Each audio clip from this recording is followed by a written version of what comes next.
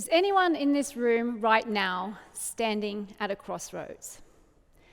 You're unsure about a decision to make a change, to pivot, or to start over. I hear you. I've been there many times already, and it's not easy. My name is Leanda Cave.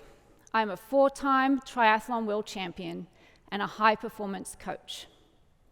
And today I'm going to take you through a decision that I made to pivot that ended up being one of the best decisions of my life. And I hope it inspires you. In 2012, I became the IRONMAN world champion in Kona, Hawaii. For some of you in this room, you know what it is because you spend every spare minute of your day training, you have no social life, and you probably spend a little bit too much time also wearing Lycra.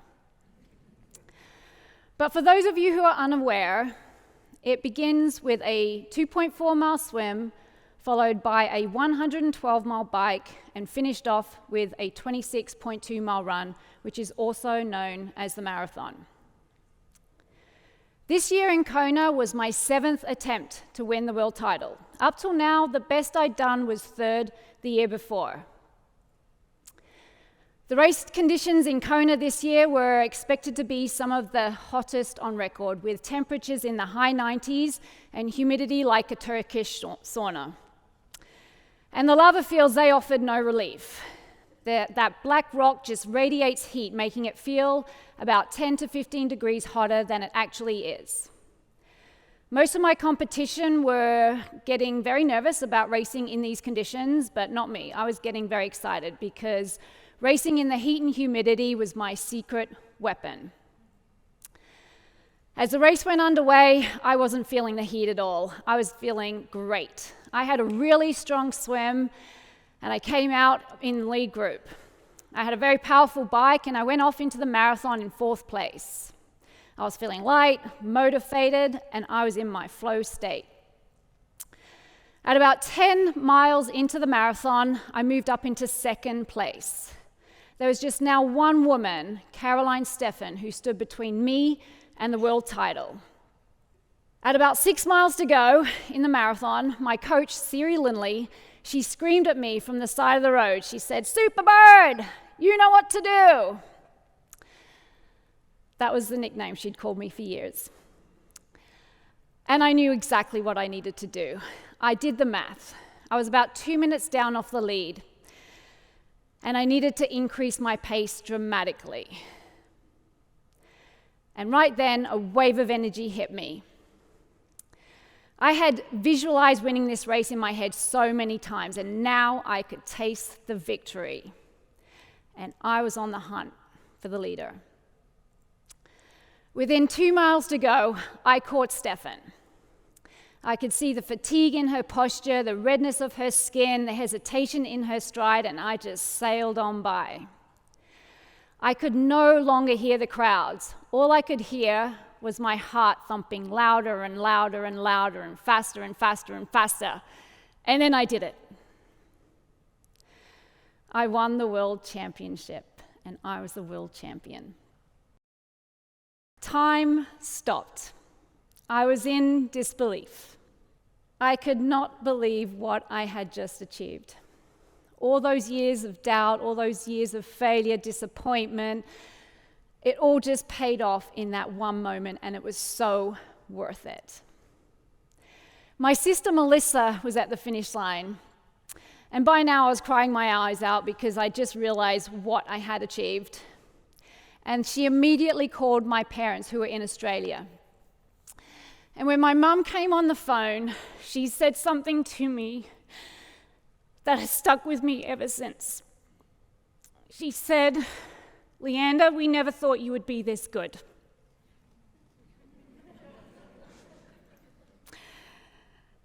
And the truth is, it hit a nerve because for so long I never thought I would be this good either. You see, I didn't grow up looking like a world champion.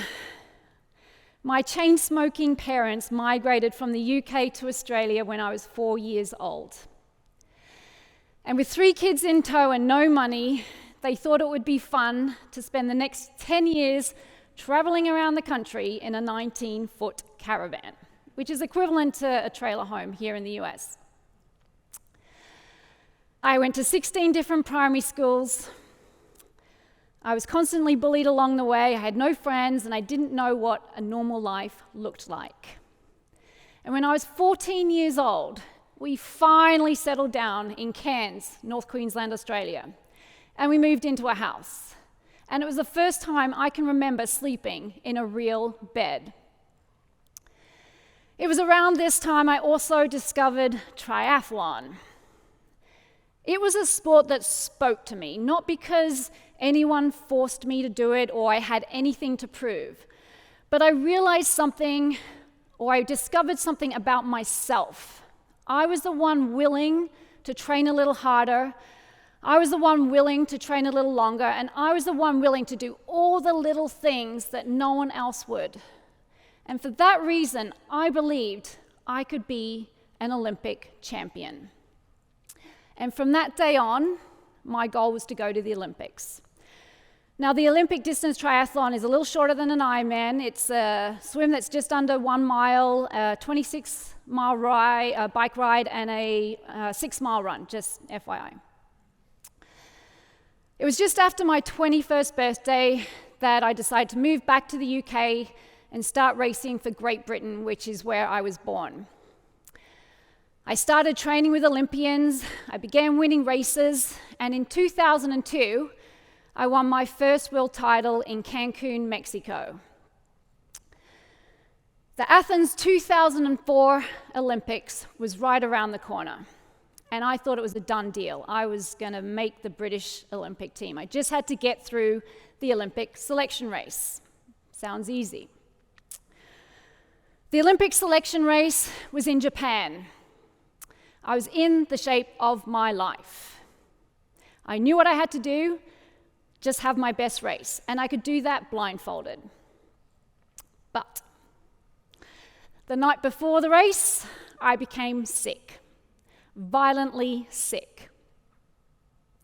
I was taken to a Japanese hospital, and there I spent the rest of the night hooked up to IVs until 2 a.m. in the morning. And right there, I had to make the most obvious and devastating decision. I had to withdraw from the Olympic selection race, which meant I was not going to the Olympics. A dream I had chased for years just vanished. Have you ever worked so hard at something that it becomes your identity? And then just like that, it's gone.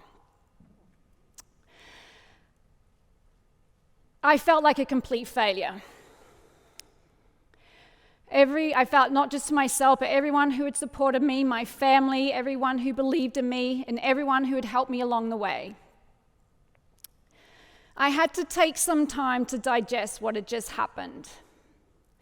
And in that time, I learned something that I want everyone here in this room to know. That sometimes you have to stop chasing one dream or one goal to make space for the next. We're told to push through at all costs, work hard and you'll get there, and never give up.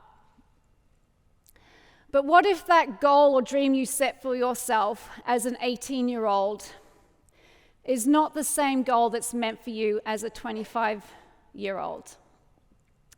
What if holding on is holding you back? When I was lying in that hospital room in Japan, that was the lowest point of my career. It was also a turning point because I realized something critical, that failure was not my identity. Failure was learning. Failure was information, and failure is redirection. I had a decision to make.